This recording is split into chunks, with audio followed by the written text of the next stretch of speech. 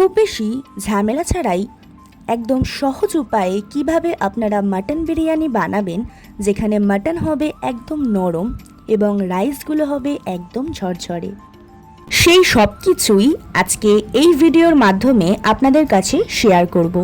আর এর সাথেই অনেক কিছু টিপস এবং ট্রিক্স বলে দেব। বাই দ্য ওয়ে, আমি অনন্যা, আপনাদের সবাইকে ইটস অনন্যা স্টোরিতে স্বাগত।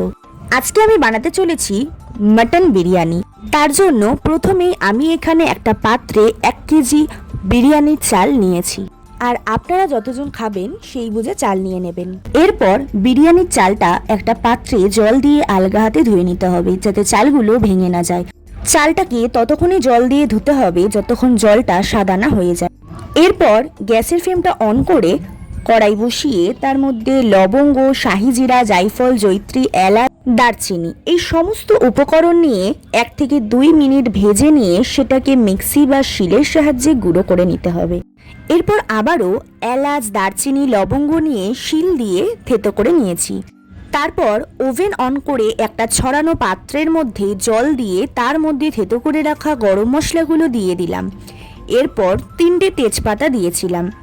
তার মধ্যে এখানে একটা টিপস বলছি, ভাতটা ঝরঝরে হওয়ার জন্য জলের মধ্যে অনেকটা পরিমাণে নুন দিতে হবে, যাতে জলটা নোনা হয়। এরপর জলটা ঢাকা দিয়ে কিছুক্ষণ ফুটতে দেব।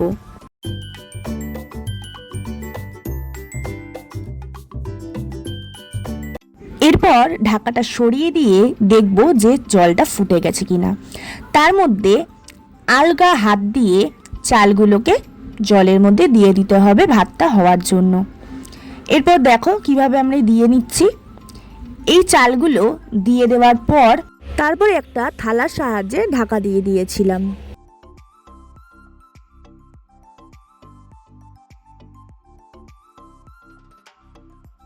এরপর একটা পাত্রে মটন নিয়ে ভালো করে জল দিয়ে ধুয়ে নিতে হবে।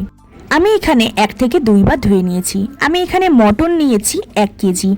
এরপর আমি স্বাদ মতো নুন দিয়ে দিয়েছিলাম, হলুদ গুঁড়ো দিয়ে দিয়েছিলাম এবং লঙ্কার গুঁড়ো দিয়ে দিয়েছিলাম। এরপর টক দই দিয়েছিলাম অল্প, আর সাদা তেলও অল্প দিয়ে ভালো করে মাংসটাকে ম্যারিনেট করে নিয়েছিলাম।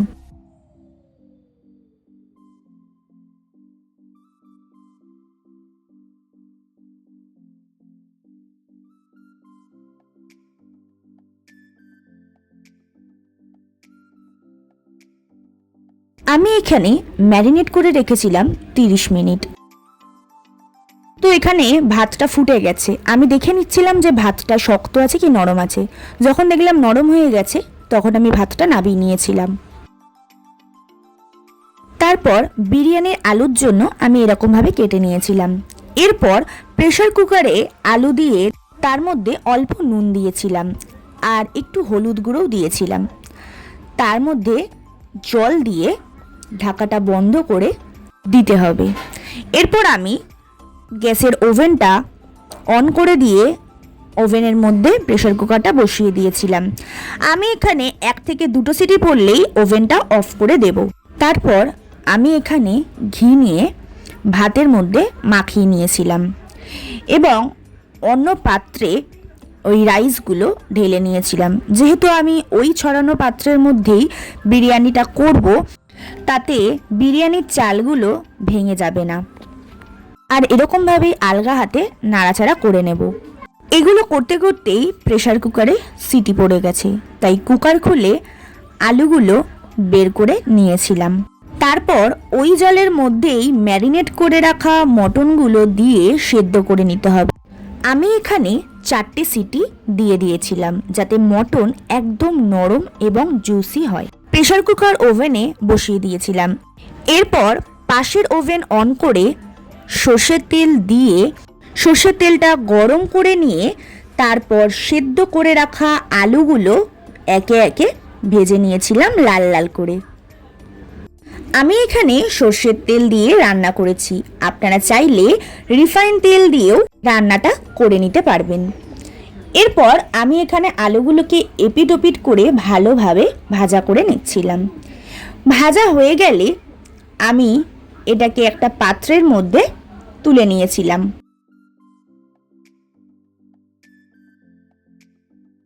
এগুলো তুলে নেওয়ার সাথে সাথেই দেখছি সিটিটা পড়ে গেছে।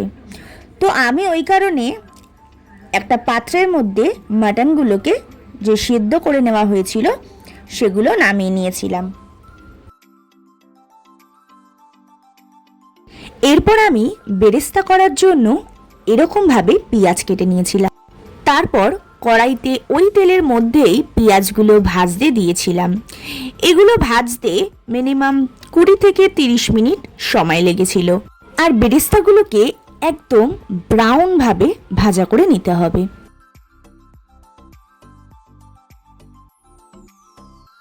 বেরেস্তাটা ভাজা হয়ে গেছে। এরপর একটা পাত্রের সাহায্যে আমি তেলটাকে শুষে নিয়ে এরকমভাবে খুন্তির সাহায্যে তুলে নিয়েছিলাম। আর তোমরা দেখতেই পাচ্ছ যে পুরোটা ব্রাউন কালার এসে গেছে।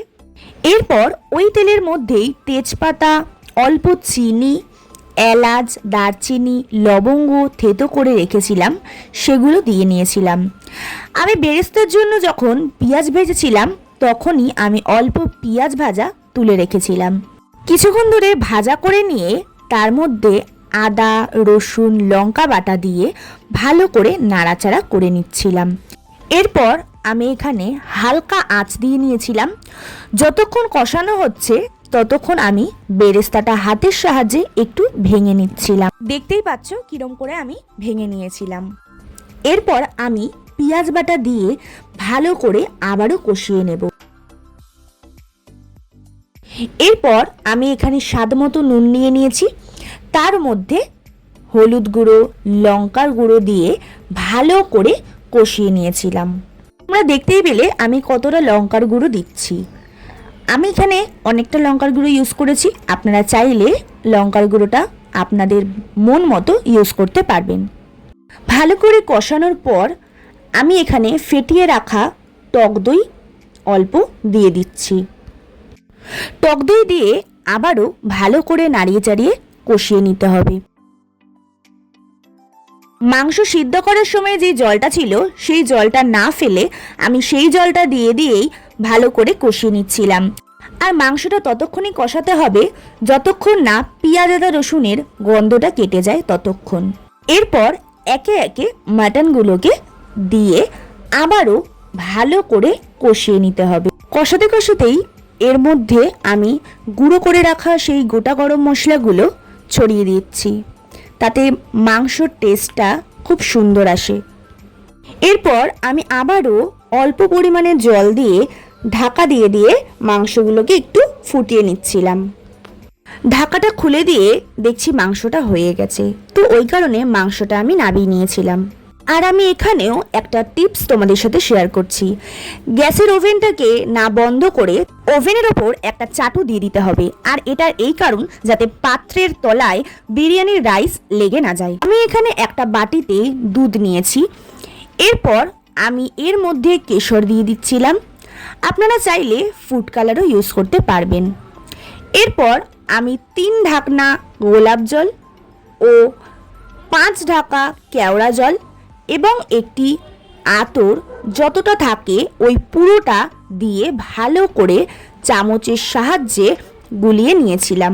আর তোমরা যতজন পারলে কেশর ইউজ করতে পারো, তার কারণ কেশরটা দিলে দেখো কি সুন্দর কালার আসে। এরপর বিরিয়ানি করার জন্য একটা ছড়ানো পাত্র অবশ্যই নিতে হবে। ওর মধ্যে অল্প ভাত নিয়ে তার ওপরে ঘি ছড়িয়ে নিতে হবে। যতটা পারবেন ঘি বেশি করে দেওয়ার চেষ্টা করবেন, তাতে খেতে খুব ভালো হয় এবং স্মেলটাও খুব ভালো আসে।